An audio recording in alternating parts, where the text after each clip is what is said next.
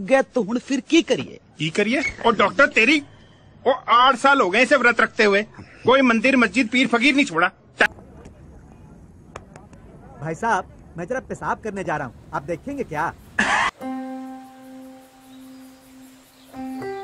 बाल का शहर है यार। भाई साहब मैं सुकेश की बात कर रहा हूँ, शक्ल से तो आप बड़े रईस नजर आते हैं। थैंक यू भाई साहब। आपको क्या लगता है?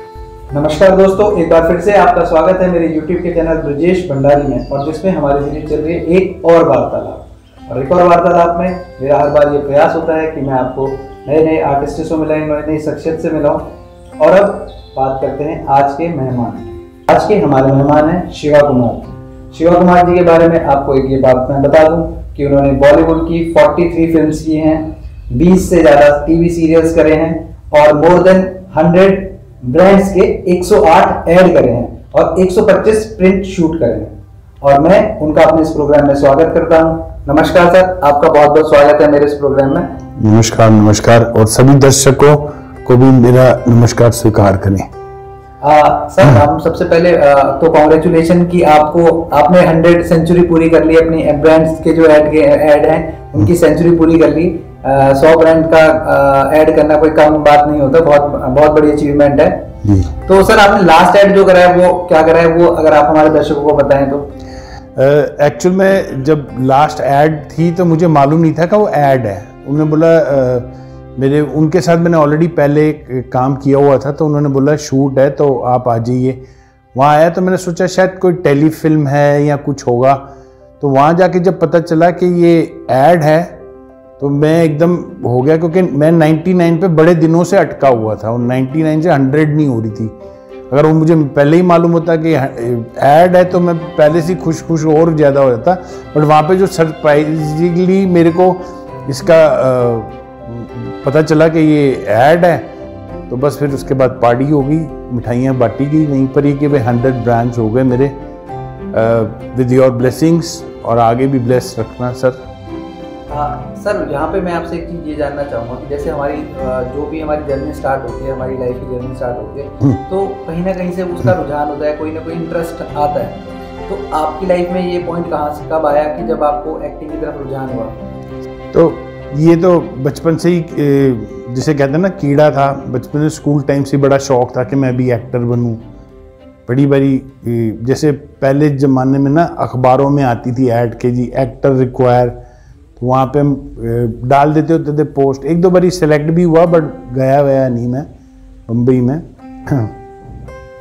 स्कूल में करते थे ड्रामा वगैरह, फिर करते करते जब मैं पहले मैं गुजरात में रहता था, वेरावल सोमनाथ मंदिर जहाँ पर है, वहाँ पे मैंने 7th तक पढ़ा हूँ। उसके बाद वहीं पे स्कूल में जब ड्रामे वगैरह करके मैं फिर इधर आ गया दिल्ली। मेरे ननिहाल हैं तो मैं यहीं पर, फिर मम्मी ने मुझे भेज दिया कि बाकी फर्दर स्टडीज़ यहाँ पे करूँ। तो यहाँ पर आया है तो यहाँ पे फिर शौक़ तो था ही था। तो तब मेरे को मेरे जानने वाले थे, उन्होंने मेरे को बोला एक ऐड करेगा। मैं कहाँ करूँगा। तो एक रसना ड्रिंक आती थी हमारी गवर्नमेंट की, वो पहली ऐड मैंने तब करी थी। बड़ा छोटा सा था मैं उसमें, बस वहीं से वो सिलसिला शुरू हुआ। फिर करते फिर चश्मे बदूर फिल्म के लिए मेरे को मौका मिला। तो मेरी पहली फिल्म थी चश्मे बदूर करी। फिर उसके बाद बम्बई चले गए, फिर वहाँ पे मैंने एक फिल्म करी प्रतिभा। फिर उसके बाद पुकार मिली मुझे रमेश बहल जी की, अमिताभ बच्चन जी के साथ, मैं के मत जइयो, उसमें मैं दूल्हा था।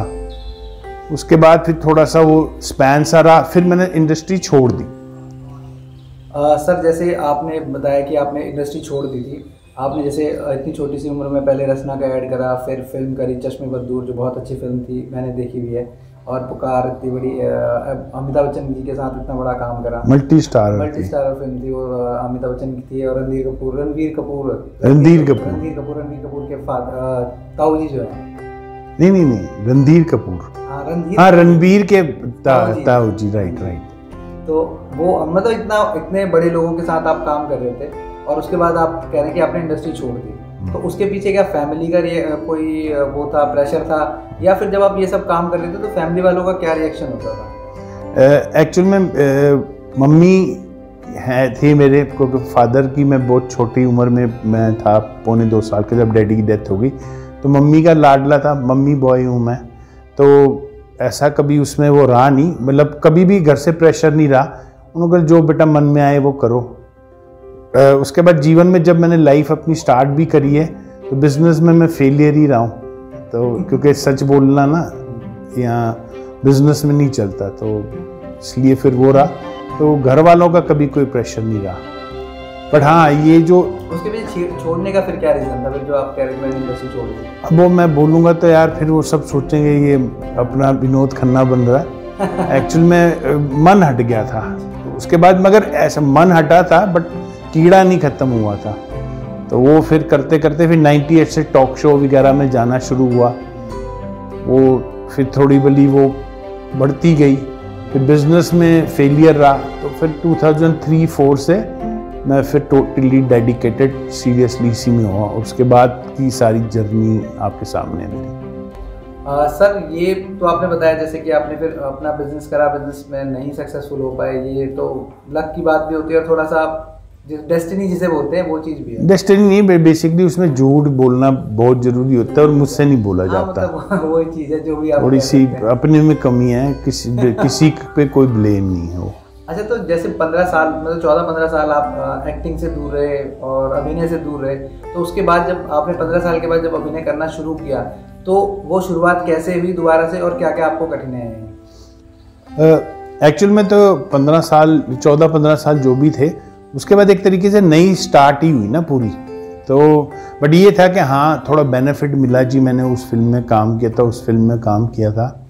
तो फिर करते करते फिर जब बस इतना सा ख्वाब है जूली और रन जब की मैंने, तो फिर उसके बाद थोड़ा मैं सीरियस हो गया कि यार नहीं अब करना यही है।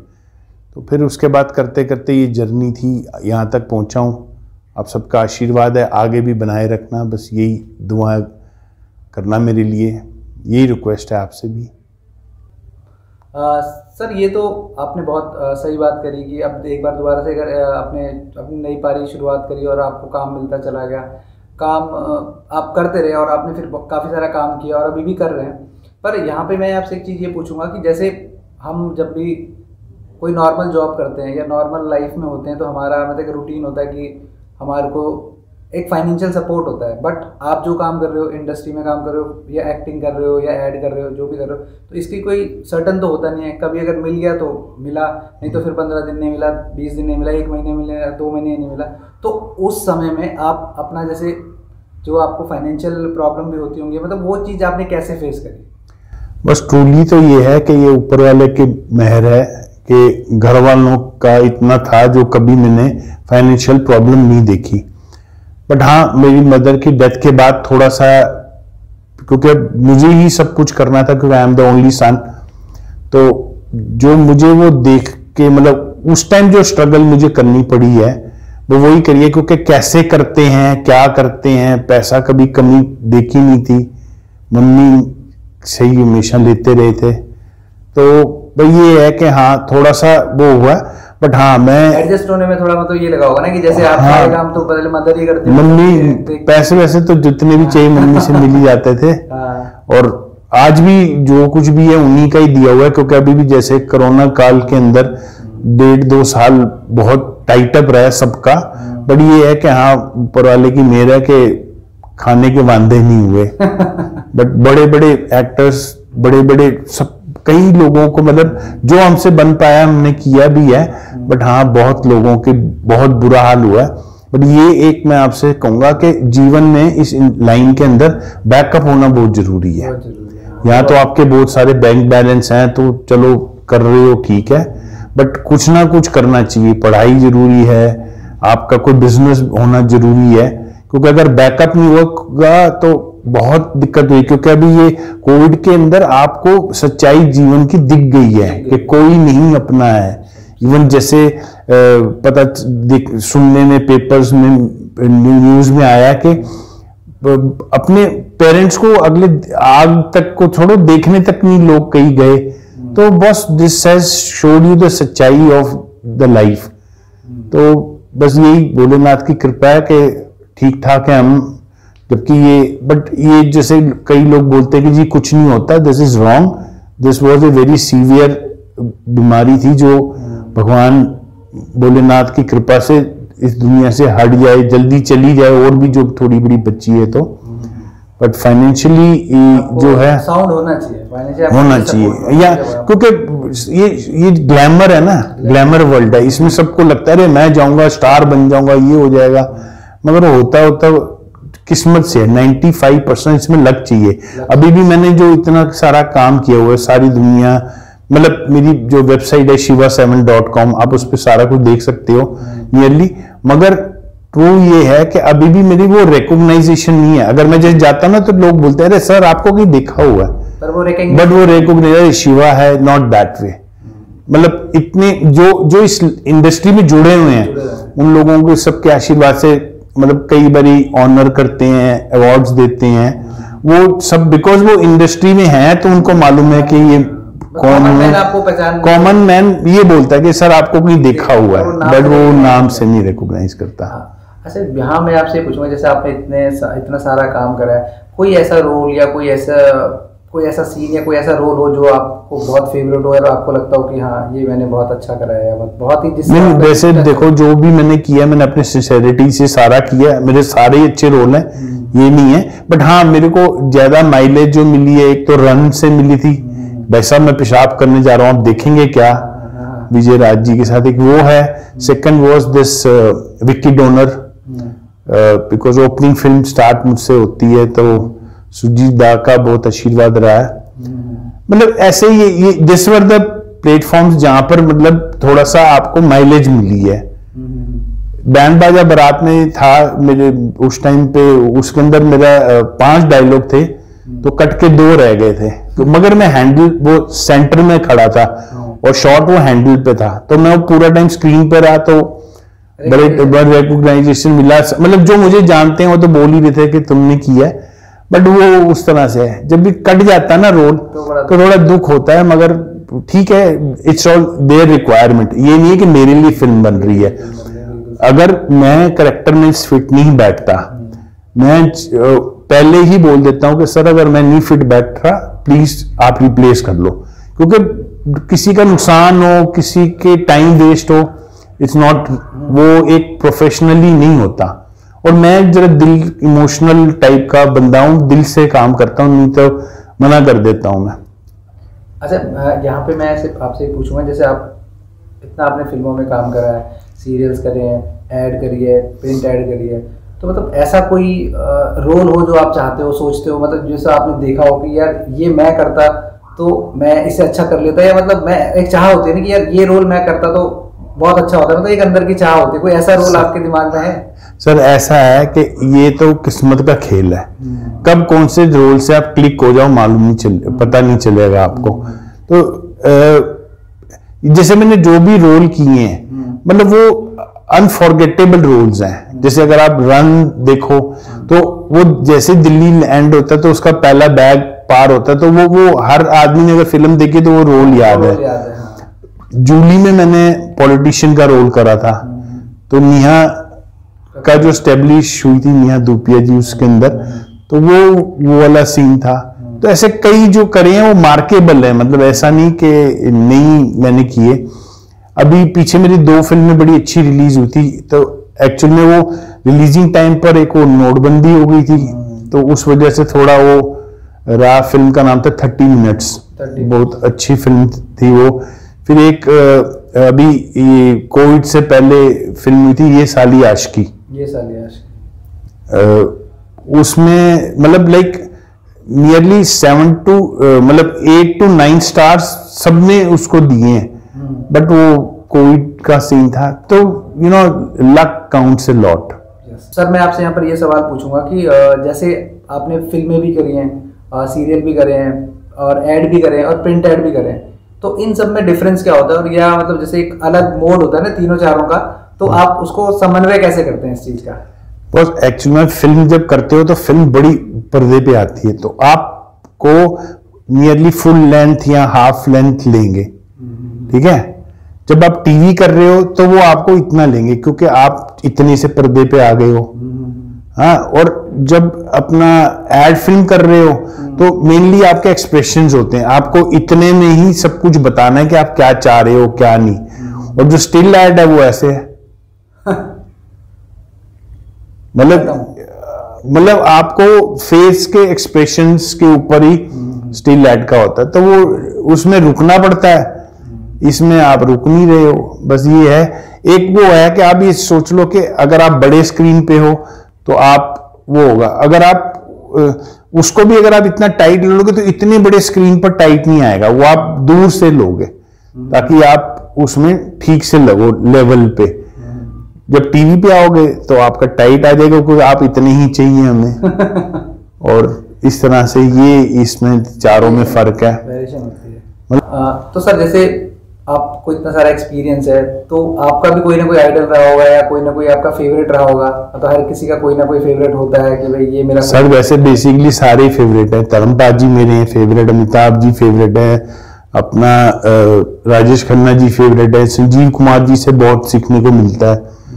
मतलब ऐसा कोई पर्टिकुलरली आप किसी को नहीं कह सकते कि भाई वो है, सब अपने अपने टाइम के लीजेंड्स हैं। और बस ये सब वो चीजें है ना, मतलब जो कहना मेन बात क्या है कि ट्रूली दिस के किस्मत का खेल है कि कौन कब कहां क्लिक हो जाए, कहां से कहां पहुंच जाए। अब आलोक नाथ जी जो हैं वो इतने अपना उन्होंने काम किया, दुनिया उनको मानती है। मतलब वो जब टीपू सुल्तान करते थे तब से मेरा उनसे टच रहा है। 79 में मैं छोटा सा होता था तो ये टीपू सुल्तान करते थे, तो तब से मेरा उनसे फैमिली रिलेशन की तरह रहा। अच्छा, वो करते रहे अपना, फिर उसके बाद वो बाबूजी के अंदर से बड़ा मशहूर हो गए। तो मतलब कहते हैं ना, कोई बैठे बैठे में ही कोई कुछ उनका वो नहीं था कि बाबूजी, वो एकदम बाबूजी से इतने घर बैठे हुए उनकी वो मेम्स बन गई और कहां से कहां पहुंच गए।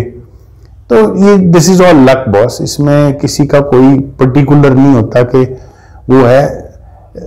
हीरोइनों में भी सब बहुत अच्छा करती है, सबका मतलब अपने अपने डिप्लोमेटिक नहीं हो गया आंसर ये।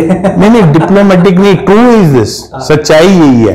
देखो अगर आप रेखा जी की जगह अगर आप किसी और को लो तो नहीं बनेगी। अगर आप उमराव जान देखो तो वो जो करेक्टर में वो जो बन के आई हैं, और अगर अब आप उमराव जान आप किसी से भी बनवा लो, वो इमेज जो रेखा जी की है वो अब नहीं जाएगी क्योंकि वो एक छाप छोड़ गई है। अमिताभ जी की भी जो डॉन वाली, त्रिशूल वाली जो छापे हैं वो और आप कोई भी कर ले नहीं। जैसे हम लोग जो एक्टर्स सन्स में एक्टर्स उनको देखते भी, अमिताभ जी के अभिषेक जी है, मैंने उनके साथ 2 फिल्में करी हैं। तो अगर हम अमिताभ जी को अभिषेक में देखेंगे रॉन्ग है। अब जो गुरु फिल्म के अंदर अभिषेक जी ने किया है वो एक अलग उनका वो था। अब उसको आप किसी और के साथ कंपेयर नहीं कर सकते, तो कंपैरिजन तो है ही नहीं ना boss, because they all we learn everything from them, सब उन्हीं से सीखते हैं। अब तो थोड़ा सा हमारे इंडस्ट्री के अंदर थोड़ा ये आई होप सेंसर बोर्ड जरा और स्ट्रिक्ट होना चाहिए, नहीं तो उस जमाने में जो फूल ऐसे करके मिल जाते थे वहीं तक ठीक था। अब वो संस्कार कल्चर उधर, क्योंकि हम लोग ने भी वो ही चीजें सीखी हैं जो पहले जमाने में आप लोगों को फैमिली वाइज ये वो होता था। अब सब थोड़ा चेंज होता जा रहा है, बट इतना नहीं चेंज होना चाहिए कि हम इंडियन कल्चर भूल जाएं। I am from industry, but फिर भी मेरे लिए काम है, बट मगर ऐसा भी काम नहीं चाहिए कि जिससे मैं कल को कहीं जाऊं तो थोड़ा सा ऐसे मुंह करके बैठना पड़े, यार वो बोलेगा साल ने ऐसा नीच काम किया है या गंदा काम किया है। एज पर पब्लिक कई इंजॉय करेंगे, 80% इंजॉय करेंगे, बट 20% के आगे कहीं ना कहीं मुंह झुकाना पड़ेगा अपने बुजुर्गों के शर्म। संस्कार तो संस्कार है ही है। ये तो बात होगी हीरो हीरोइंस की, पर आपने तो इतनी सारी फिल्में करी, इतना सीरियल करा, इतना काम करा, तो डायरेक्टर भी के बारे में पूछना जरूरी है बनता है। तो आपके कोई फेवरेट डायरेक्टर हो या मतलब जिनसे आपको लगता हो कि आपने जिनके साथ बहुत अच्छा आपका काम हुआ हो? ये सारे सब डायरेक्टर्स अच्छे हैं, सबसे सीखने को मिलता है, डायरेक्टर से ही सीखने को। मेरी जो अंदर कुछ आर्ट अगर है तो वो डायरेक्टर से ही निकलता है, वो ही निकलवाते हैं। उसके बाद आप उसमें थोड़ा और इम्प्रोवाइज कर दो तो वो और खुश हो जाते हैं। मगर ये है कि वो जितने भी डायरेक्टर हैं, मेरे को खाली ये है, शायद सुरजीत दा ने मेरे को पिंक के लिए किया था, वो भी मैं सेट पे गया था, तो पिंक के लिए मैंने बोले यार हमारा ये लक्की चाम है, इसको रोल दो, तो मैंने वो रोल किया पूरा। शायद मेरे ख्याल से जिसके लिए वो रोल था उसका कटा, तो मुझे वो, क्योंकि ऑन सेट ही में जैसे मिलने गया था तो उन्होंने मेरे को वो रोल दे दिया, तो मैंने वो इंस्पेक्टर का रोल किया था उसमें। मगर मुझे लग रहा है कि यार मैंने वो बंदे का काट के किया था, इसलिए मेरा वो पूरे का पूरा चंक ही कट गया था फिल्म में से। तो इसलिए है कि सारे डायरेक्टरों को प्रणाम है, उम्मीद है जी आप लोग मुझे याद करो दोबारा। अच्छा सर, यहाँ मैं आपसे पूछूंगा कि आपके फ्यूचर प्रोजेक्ट्स क्या हैं, जो आप हमारे दर्शकों को बताएंगे आपके फ्यूचर प्रोजेक्ट्स क्या क्या आने वाले हैं? बस फ्यूचर के अंदर तो ये है कि फ्यूचर तो अभी जैसे कोविड के बाद अब काम शुरू तो हो ही चुका हुआ है, कई जगह ऑडिशंस में शॉर्ट लिस्ट हुए हैं, अभी तक फाइनल नहीं हुआ कुछ भी, तो होपफुली अब आगे काम मिलेगा, क्योंकि ट्रूली कोविड का अब खत्म होने वाला, तो अब थोड़ा सा लग रहा है कि कोविड खत्म हो रहा है, बट अभी भी स्टे सेफ, स्टे होम, ज्यादातर मास्क वास्क डिस्टेंस वगैरह ये सब रखना, भी कोविड गया नहीं है भैया, हाँ जब तक नहीं होता। बट हाँ अभी बात चल रही है और यहाँ पे मालूम नहीं चलता कि अगला फोन बोले जी कल शूट है, तो इसलिए कोई प्रिडिक्ट क्या नहीं सकते, ये इस लाइन में बहुत होता है, आपको मालूम नहीं कब कहां से कब आ जाएगा, प्रिडिक्ट नहीं कर सकते, कुछ प्रिडिक्ट नहीं कर सकते। और प्रिडिक्ट क्या मतलब आपको मालूम ही नहीं, मैं मेरे साथ ऐसा कई बार ही हुआ है, मैं एक दो ऐसे कई शूट मैंने दिल्ली के अंदर करे, सर आपकी डेट खाली है, हाँ खाली है, अच्छा कल आप फ्री हो, हाँ है, अच्छा सर आप 10 बजे वहां आ जाना, तो मुझे वहां सेट पे जाके पता चल रहा है कि मैं सीरियल कर रहा हूँ, ऐड कर रहा हूँ या कोई शॉर्ट फिल्म है, क्या है वो वहां जाके पता नहीं ऐसा क्या सस्पेंस रखते हैं दिल्ली वाले दिल्ली वालों से। और मतलब बम्बई वाले जो हैं, मतलब हम बम्बई वाले ही हैं, मतलब मैं सिंटा का मेंबर भी हूँ 2004 से, तो बट जब वो बम्बई वाले दिल्ली आते हैं ना, तो अगर उन्हें लगता है दिल्ली से आ रहा है तो वो थोड़ा सा दिल्ली वालों को अपना लाइटली लेते हैं, बट क्योंकि फिर भी दिल्ली वालों ने कईयों ने बहुत नाम कमाया है, बम्बई में बहुत है। सर आपने कश्मीर फाइल मूवी देखी है? कश्मीर फाइल जो है जी देखिए, तो आपका क्या विचार है इस फिल्म के बारे में, क्योंकि आज की डेट का सबसे हॉट टॉपिक कश्मीर फाइल ही है। नहीं वो ऐसा है कि मैं तो चाहूंगा कि हर हिंदुस्तानी को ये फिल्म देखनी चाहिए, और जो विवेक जी ने के साथ मैंने एक फिल्म पहले भी की है, मगर विवेक जी ने जो इस फिल्म को बनाया है उसमें उन्होंने खुद बताया कि मतलब आई होप कि पूरी जो घटनाएं हुई होंगी उसका 5 to 10% ही दिखाया होगा, तो उसमें ही इतना कुछ हुआ है। हर हिंदुस्तानी को देखनी चाहिए, भगवान ऐसी चीज दोबारा इस दुनिया में कहीं भी ना हो, किसी के साथ भी ना हो, यही मेरी रिक्वेस्ट है। बाकी इसके ऊपर बहुत चर्चाएं हुई हैं, कई लोग नाराज भी है, कईयों ने इसके विरोध भी किया है। विरोध की बात नहीं है इसमें, आप लोग देखो, आपको नहीं अच्छी लग रही मत जाओ आप देखने, मगर एज ए इंडियन तो आपको ये देखनी चाहिए। As an Indian you should know what is the history, what has happened. जैसे कई चीजें हैं, मतलब अब वो पॉलिटिकली हो जाएगा, वैसे मैं पॉलिटिक्स में भी था रहा हूँ, बट रहा हूँ नहीं मतलब हूँ मैं, मगर वो फिर पॉलिटिकली मैटर चला जाएगा फिल्मी गपशप में। नहीं पर ये है कि इस फिल्म को देखना चाहिए, जो आपका हाँ है। फिल्म देखनी चाहिए, जरूर देखनी चाहिए, जो एक रियलिटी है वो सबके सामने आनी चाहिए। बिल्कुल। सर आपसे बातें करके बहुत अच्छा लगा, और इतनी सारी बातें करी और अपनी लाइफ के अपने इतने सारे एक्सपीरियंस हमारे साथ शेयर करे, उसके लिए थैंक यू सो मच। और मैं अपने देखने वाले दर्शकों को ये बोलूँगा कि ये थे शिव सर, जिन्होंने हमें इतनी सारी बातें बताई और अपनी लाइफ के इतने सारे एक्सपीरियंस हमारे साथ शेयर करे, तो मैं सर का बहुत बहुत धन्यवाद करूंगा। थैंक यू सर, आपका बहुत बहुत धन्यवाद। थैंक यू, और आप सबका भी थैंक यू जिन्होंने इतनी देर हमारी इस एपिसोड को देखने में लगाई। बस एक ही आपसे गुजारिश है कि दुआओं में याद रखना। Thank you, God bless, stay safe, that's all. Thank you so much, और प्लीज मेरे चैनल को लाइक कीजिए, शेयर कीजिए और सब्सक्राइब कीजिए। Thank you so much. Thank you.